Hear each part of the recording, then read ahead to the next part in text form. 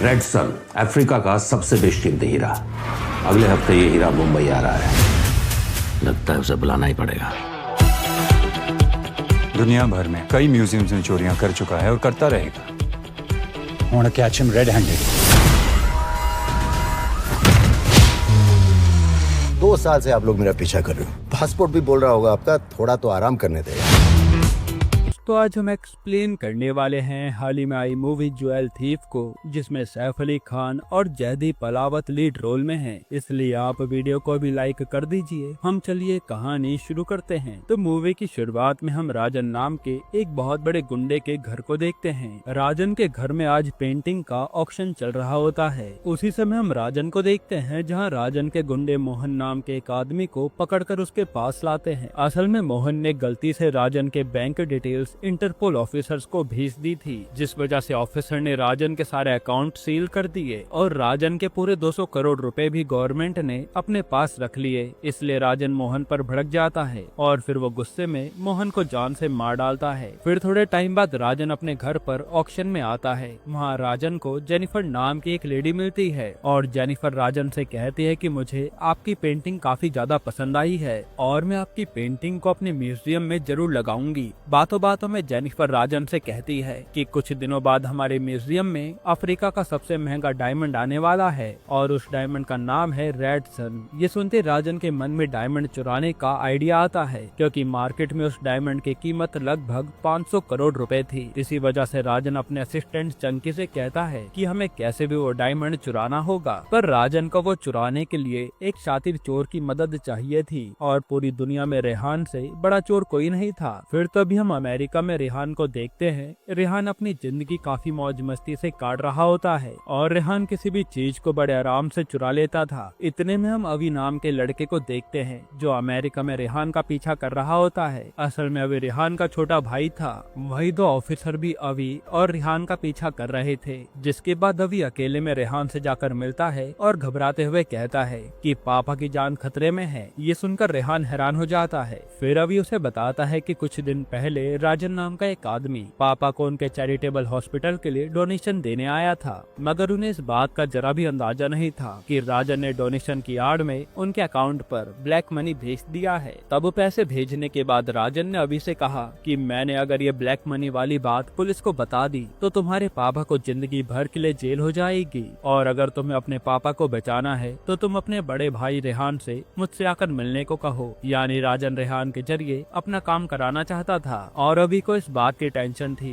कि अगर उसके पापा पर चोरी का इल्जाम लग जाएगा तो उसके पापा ये सदमा कभी बर्दाश्त नहीं कर पाएंगे। ये सब सुनने के बाद रेहान काफी ज्यादा इमोशनल हो जाता है। यहाँ हमें पता चलता है कि 3 साल पहले रेहान के पापा ने रेहान को घर से निकाल दिया था, क्योंकि वो किसी चोर को अपना बेटा नहीं मान सकते थे। पर इतना कुछ होने के बावजूद रेहान अपने पापा को अकेले छोड़ना नहीं चाहता था। इसलिए वो राजन के कहने पर इंडिया जाने के लिए तैयार हो जाता है और वो अपने एक हैकर फ्रेंड माया से भी बात करता है। फिर रात में वो दोनों पुलिस ऑफिसर अपनी कार में बैठे होते हैं। उसी समय रेहान उनकी कार में आकर बैठ जाता है और वो लोग भी रेहान को देखकर हैरान हो जाते हैं। तब रेहान कहता है कि तुम्हें डरने की कोई जरूरत नहीं है, मैं खुद को सरेंडर करने आया हूँ। ये सुनकर वो दोनों बहुत खुश होते हैं और काफी कोशिश के बाद रेहान उनके हाथ आया था। फिर वो ऑफिसर ये बात बताने के लिए जल्दी से अपने बॉस विक्रम को कॉल करते हैं। इतने में हम इंडिया में विक्रम को देखते हैं। विक्रम अपने ऑफिसर के साथ बाटलीवाला नाम के एक आदमी की कंपनी में रेड मार देता है। असल में विक्रम को एक खबर मिली थी कि बाटलीवाला की कंपनी में गैर कानूनी काम होता है, जिसके बाद विक्रम को उन ऑफिसर का कॉल आता है। वो लोग विक्रम को रेहान के बारे में सब कुछ बता देते हैं और विक्रम ये सब सुनकर हैरान हो जाता है, क्योंकि रेहान का पकड़ा जाना इतना आसान नहीं था। कॉल पर विक्रम उनसे कहता है कि तुम रेहान को अमेरिकन एयरपोर्ट पर लेकर आओ और मैं भी वहीं पहुंच रहा हूं। ये सुनते ही वो दोनों रेहान को अपने साथ पकड़कर एयरपोर्ट पर लाते हैं, लेकिन एयरपोर्ट पर विक्रम का इंतजार करते करते वो तीनों ही सो जाते हैं। और जब विक्रम थोड़ी देर बाद एयरपोर्ट पर आता है तो उसे वहाँ पर रेहान नहीं दिखता। फिर दोनों ऑफिसर को उठाकर पूछने पर भी उसके बारे में कुछ भी पता नहीं चलता। तभी विक्रम को अपने दोनों ऑफिसर के हाथों पर कुछ पिन्स के निशान दिखते हैं और पिन्स रेहान ने उन दोनों के हाथों पर लगाए थे। उस पिन की मदद से किसी भी इंसान को नींद आने लगती है। यानी ये रेहान का प्लान था, जहाँ वो उन ऑफिसर के पासपोर्ट पर अपना फोटो लगाकर इंडिया चला आया था। मगर विक्रम अभी भी रिहान के जोखिम उठाकर इंडिया आने का राज समझ नहीं पाता। दूसरी तरफ रिहान राजन से मिलने उसके घर पर जाता है तो राजन रिहान को बताता है कि अफ्रीका के राजा गामोनू रेड सन डायमंड अपने साथ इंडिया लेकर आ रहे हैं और इंडिया में यह हीरा एक म्यूजियम में रखा जाएगा। अगर तुम ये हीरा चुरा कर लाओगे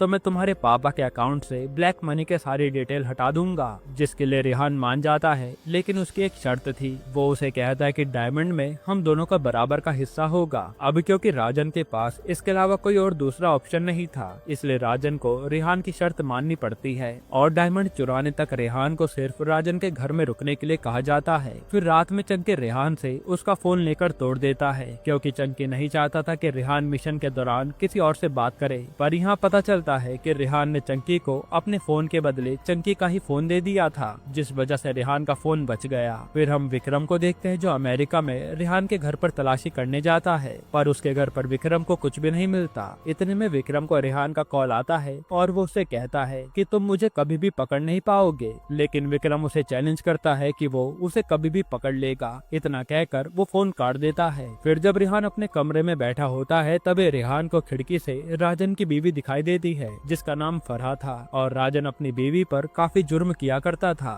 अगले सुबह रिहान को फरहा पेंटिंग करते हुए दिखती है तो रिहान फरहा से जाकर कहता है कि मैंने तुम्हें कहीं पर देखा है और काफी याद करने के बाद रिहान को आखिरकार याद आता है कि उसने फरहा को दिल्ली में एक पेंटिंग एग्जीबिशन में देखा था। पर फरहा उसे ये कहकर मना कर देती है कि तुमने मेरे बदले किसी और को देखा होगा। वहीं पर रिहान को एक ऐसा फ्लावर भी दिखता है जिसे खाने से कोई भी इंसान बेहोश हो सकता था। जिसके बाद रिहान और राजन म्यूजियम में सिक्योरिटी देखने आते हैं। उधर रिहान को पता चलता है कि म्यूजियम में काफी सारे लेजर प्रोटेक्शन लगे हैं और म्यूजियम के सिस्टम को रिसेट करने पर वो लेजर प्रोटेक्शन 6 मिनट के लिए बंद हो जाते थे। पर म्यूजियम के सिस्टम को रिसेट करने के लिए उन्हें पासवर्ड की जरूरत थी और वो पासवर्ड की जानकारी सिर्फ जेनिफर के लैपटॉप में है। साथ ही डायमंड रूम के बाहर 2 कैमरे लगे थे। वो दोनों कैमरा 5 सेकंड के लिए ब्लाइंड स्पॉट पर आकर रुकते थे और रिहान को बस उस 5 सेकंड के अंदर कैसे भी रूम में जाना होगा, यही उसका प्लान था। अब हम विक्रम को देखते हैं जो रिहान के बारे में पूछताछ करने के लिए उसके डैड से मिलने जाता है, मगर रिहान के डैड कहते हैं कि मैंने रिहान से काफी समय पहले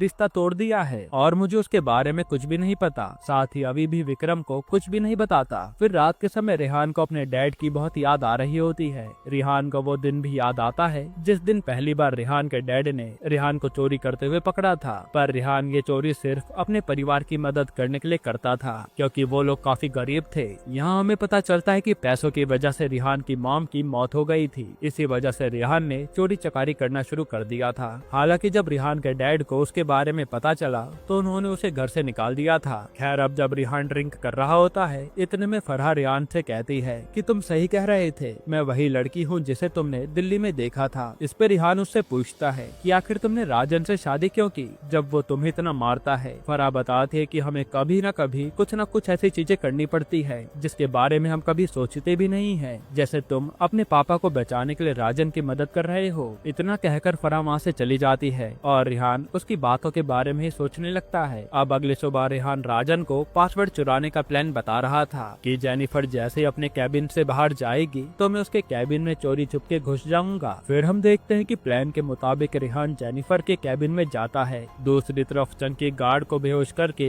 म्यूजियम के सिक्योरिटी अलार्म को रिएक्टिवेट कर देता है, जिससे म्यूजियम में सभी लोग काफी घबरा जाते हैं और सिर्फ जेनिफर ही अपने लैपटॉप में पासवर्ड डालकर सिक्योरिटी अलार्म को डीएक्टिवेट कर सकती थी। फिर रिहान कैबिन में छुपकर जेनिफर के आने का वेट कर रहा होता है और जैसे ही जेनिफर कैबिन में आकर अपना लैपटॉप में पासवर्ड डालती है उसी समय जेनिफर के फिंगरप्रिंट लैपटॉप पर छप जाते हैं और जेनिफर के कैबिन से बाहर जाते ही रिहान उसके फिंगरप्रिंट के जरिए पासवर्ड के लेटर्स लिख लेता है। लेकिन रिहान जब लेटर्स लिख रहा था तभी जेनिफर वापस से अपने कैबिन में आने लगती है, जिसे आता देख रिहान खिड़की के बाहर छुप जाता है और जेनिफर को शक होता है कि उसने किसी को देखा है, इसलिए वो भी खिड़की के बाहर झांकने जाती है। पर उससे पहले राजन आकर उसे रोक लेता है और अपनी बातों में उलझाकर उसे बाहर ले जाता है। फिर रिहान म्यूजियम के बाहर आकर राजन से कहता है कि हमें पासवर्ड के लेटर्स मिल चुके हैं और मुझे उन लेटर के जरिए सही पासवर्ड बनाने में थोड़ा समय लगेगा। इस पे राजन कहता है कि तुम्हारे पास केवल 3 दिन है, इसलिए तुम्हें जल्दी सब कुछ करना होगा। फिर रात में राजन मूसा नाम के एक बहुत बड़े माफिया डीलर को कॉल करता है जो हीरे वगैरह की डील करता था। कॉल पर राजन उसे कहता है कि मेरे पास जल्दी रेड सन डायमंड आने वाला है और उसके जिसके बदले में हमें 500 करोड़ मिल सकते हैं। तब मूसा भी उसके साथ डील करने के लिए मान जाता है कि मैं उसे बिकवा दूंगा, पर मूसा उसे धमकी भी देता है कि अगर तुम सही टाइम पर डायमंड नहीं लाए तो मैं तुम्हें जिंदा नहीं छोड़ूंगा। और कॉल पर बात करने के बाद राजन घर से बाहर चला जाता है। अब यहाँ राजन के जाते रिहान फराह को घर के बाहर घुमाने ले जाता है, क्योंकि फराह काफी समय से घर के बाहर नहीं निकली थी, जहाँ ये दोनों खूब एंजॉय करते हैं। तभी रास्ते में रिहान को अपने डैड दिखाई देते हैं और यहाँ रिहान उन्हें देखकर काफी उदास हो जाता है। वो चाहता था कि वो अपने डैड से मिल ले, मगर उसके अंदर हिम्मत नहीं थी कि वो अपने डैड के सामने आ जाए। फिर फराह उसे कहती है कि हर कोई अपनी जिंदगी में गलत काम करता है, पर हमें अपने मॉम डैड की बातों से दुखी नहीं होना चाहिए। वैसे हर किसी के नसीब में माँ बाप भी नहीं होते हैं। ये सुनकर रिहान को काफी तसल्ली मिलती है और वो उससे कहता है कि मुझे तुम पसंद हो और मैं रेड डायमंड के साथ साथ तुम्हें भी अपने साथ चुरा कर ले जाऊंगा। इतना कहने के बाद वो दोनों एक दूसरे को किस करने लगते हैं, जिसके बाद इनकी लव स्टोरी शुरू हो जाती है। अब एक रात रिहान एक होटल में माया से मिलने जाता है, पर उस होटल का रिसेप्शनिस्ट ये बात विक्रम को बता देता है और रिहान की खबर मिलते ही विक्रम जल्दी से होटल में उसे पकड़ने आता है, क्योंकि वो उसी की तलाश में था। मगर विक्रम के आने से पहले रिहान और माया वहाँ से भाग जाते हैं। जिसके बाद रूम की तलाशी लेने पर विक्रम को एक चिट्ठी मिलती है और उस चिट्ठी में कोई पासवर्ड लिखा होता है। वो पासवर्ड देखकर विक्रम समझ जाता है कि जरूर रिहान इंडिया रेड सन को चोरी करने आया है, इसलिए विक्रम जल्दी से ये बात जेनिफर को भी बता देता है। विक्रम साथ ही जेनिफर से कहता है कि आप सिक्योरिटी पासवर्ड चेंज मत करना, क्योंकि रिहान काफी चालाक आदमी है, उसे हमारे बारे में कुछ भी पता नहीं चलना चाहिए। तब जेनिफर भी उसकी बात मानकर पासवर्ड चेंज नहीं करती और ये लोग रिहान को रंगे हाथों पकड़ना चाहते थे। फिर रात के समय राजन रिहान से कहता है कि तुम्हें कैसे भी कल वो डायमंड मेरे लिए लेकर आना होगा, वरना मैं तुम्हारे डैड को छोड़ूंगा नहीं। अब अगले दिन रिहान म्यूजियम में जाने का सारा प्लान बना लेता है। वो म्यूजियम के दरवाजे के बदले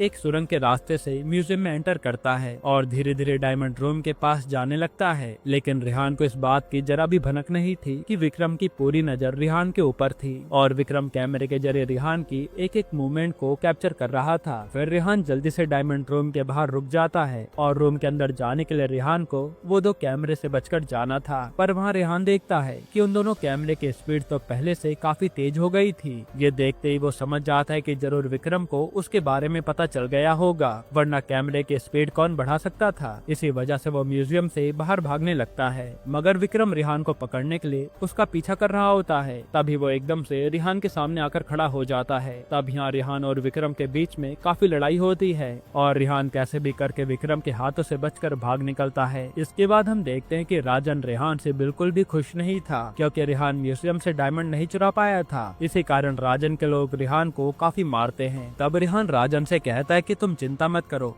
मैं तुम्हें किसी भी हाल में डायमंड ला कर दूंगा। और यहाँ राजन के पास भी रिहान के ऊपर भरोसा करने के अलावा कोई और ऑप्शन नहीं था। जिसके बाद रिहान राजन से कहता है कि मेरे पास एक अच्छा प्लान है और आज के हादसे के बाद वो गमोनू जरूर डायमंड को लेकर अफ्रीका जाएगा, पर हम लोग गमोनू के प्राइवेट प्लेन को खराब कर देंगे, जिससे गमोनू को कमर्शियल प्लेन के जरिए डायमंड ले जाना होगा और कमर्शियल प्लेन में गमोनू के अलावा बाकी लोग भी ट्रेवल कर सकते थे। इसलिए उसका प्लान था कि वहीं से डायमंड चुराया जाए, लेकिन इस काम में रिहान को फराह की मदद की भी जरूरत थी। अब सबसे पहले रिहान राजन से कहता है कि हमें उस एयरप्लेन ड्राइवर के परिवार को किडनैप करना होगा ताकि उसे ब्लैकमेल कर सके। साथ ही Rihan UK high commission director के घर पर एक स्पेशल बैग चोरी करने जाता है और उस बैग की एक खूबी थी कि उस बैग में रखा हुआ कोई भी सामान चेकिंग के समय डिटेक्ट नहीं होता था। इसका मतलब वो लोग आराम से डायमंड को रखकर सिक्योरिटी से बच सकते थे। दूसरी तरफ राजन मूसा से मिलने जाता है और मूसा से कहता है कि आप मुझे सिर्फ एक मौका दे दीजिए, मैं आपको वो डायमंड लाकर जरूर दूंगा। इस पे मूसा कहता है कि आखिर तुम डायमंड मिलने के बाद रिहान का क्या करोगे? तो राजन कहता है कि डायमंड मिलते ही मैं रिहान को जान से मार दूंगा, उसके बाद हम दोनों बराबर का हिस्सा बांट लेंगे। ये सुनकर मूसा खुश हो जाता है। अब डायमंड चुराने से पहले रिहान अपने डैड से मिलने जाता है और उनसे जाकर अपनी सारी गलतियों के लिए माफी मांगता है, पर रिहान के डैड तो अभी भी रिहान से काफी ज्यादा गुस्सा थे और वो उसका चेहरा भी देखना नहीं चाहते थे। हालांकि उन्हें ये बात पता नहीं थी कि रिहान उनके लिए इतना बड़ा जोखिम ले रहा है। फिर विक्रम पुलिस स्टेशन में बैठा होता है। इतने में एक ऑफिसर विक्रम से कहता है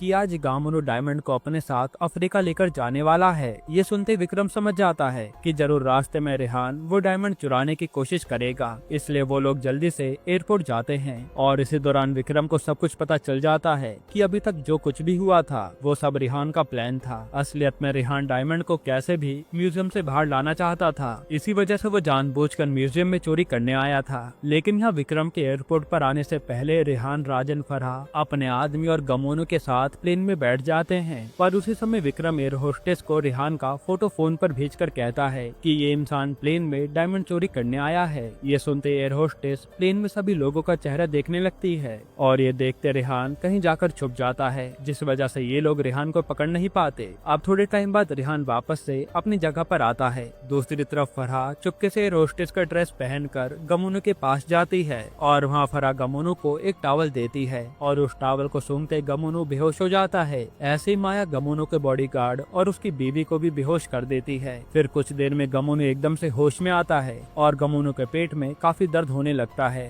तभी एक एयर होस्टेस भागते हुए गमोनू के पास आती है और वो गमोनू की हालत देखकर सभी पैसेंजर से पूछती है कि आप लोगों में से कोई डॉक्टर है क्या। इस पर रेहान झूठ कहता है कि हम एक डॉक्टर हूँ और रेहान गमोनू की हालत देखकर पायलट से जाकर कहता है कि हमें जल्दी गमोनू को हॉस्पिटल लेकर जाना होगा वरना वो मर जाएगा। जिस पर पायलट उसे कहता है कि 20 मिनट बाद इस्तांबुल आने वाला है और मैं वहीं पर फ्लाइट लैंड करूंगा। वहीं विक्रम भी एक प्राइवेट प्लेन से उनका पीछा कर रहा होता है। अब जैसे विक्रम को उनके इस्तांबुल जाने के बारे में पता चलता है तो वो पहले इस्तांबुल की तरफ चला जाता है। फिर धीरे धीरे गमोनू की हालत और खराब हो रही थी। उसी समय रेहान पायलट के पास आता है और कहता है कि हम लोगों ने तुम्हारे परिवार को किडनैप कर रखा है। ये कहकर रेहान पायलट को उसके परिवार का वीडियो दिखाता है, जो देखकर पायलट काफी ज्यादा डर जाता है। तब रेहान उससे कहता है कि तुम्हें प्लेन एयरपोर्ट के बदले इस्तांबुल के बीचों बीच वाले जंगल में उतारना है वरना हम लोग तुम्हारे परिवार को मार देंगे। तब पायलट के पास भी कोई और चारा नहीं था, इसलिए वो वैसा ही करता है।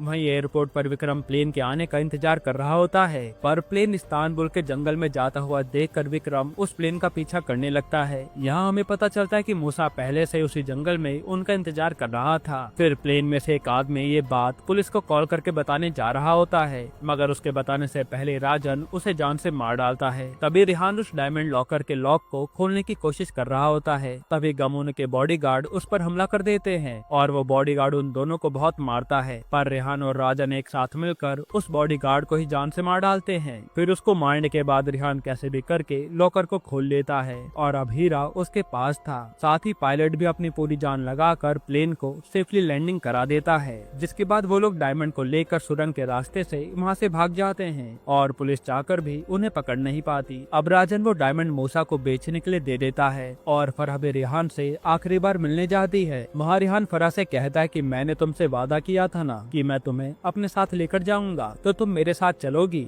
इस पे फरहा उसके साथ चलने को मान जाती है क्योंकि वो भी उससे प्यार करने लगी थी। इतना कहते रेहान राजन के पास आता है और उससे सबसे पहले अपने पापा के अकाउंट डिटेल से सारे ब्लैक मनी हटवा देता है। फिर जब रेहान राजन से अपना हिस्सा मांगता है तो राजन उसे कहता है तुम्हारा कोई भी हिस्सा नहीं है और आज का दिन तुम्हारी जिंदगी का आखिरी दिन है। और यहाँ राजन रेहान को जहर देकर मारने वाला था, मगर उससे पहले रेहान राजन के एक आदमी को जहर देकर मार डालता है। साथ ही रेहान राजन से कहता है कि मैंने ही विक्रम के हाथों से बाटली वाला को अरेस्ट करवाया था और जो रेड डायमंड तुमने मूसा को दिया है ना, वो नकली डायमंड है। असल में रेहान ने पहले असली डायमंड बैग में छुपा कर रख लिया था क्योंकि वो राजन को काफी अच्छे से जानता था। ये सब सुनते रेहान और राजन के बीच में लड़ाई शुरू हो जाती है और ये दोनों एक दूसरे को खूब मारते हैं। तब आखिर में रेहान राजन को मार मार कर उसको अधमरा कर देता है। फिर वो राजन को बांधने के बाद घर का सिलेंडर खोलकर वहाँ से चला जाता है। वहीं जब नकली डायमंड वाली बात मूसा को पता चलती है तो मूसा गुस्से में राजन को मारने के लिए उसके घर पर आता है, पर वहाँ मूसा राजन को बंधा हुआ देखकर कहता है कि तुमने मुझे धोखा दिया है, मैं तुम्हें जिंदा नहीं छोड़ूंगा। यहाँ राजन भी जानता था कि मूसा किसी भी हाल में उसे नहीं छोड़ने वाला, इसलिए राजन जानबूझकर वहाँ आग लगा देता है और गैस लीक होने की वजह से वहाँ ब्लास्ट होता है, जिसमें राजन के साथ साथ मूसा की भी मौत हो जाती है। फिर अगले दिन न्यूज में राजन की खबर आती है कि राजन एक बहुत बड़ा गुंडा था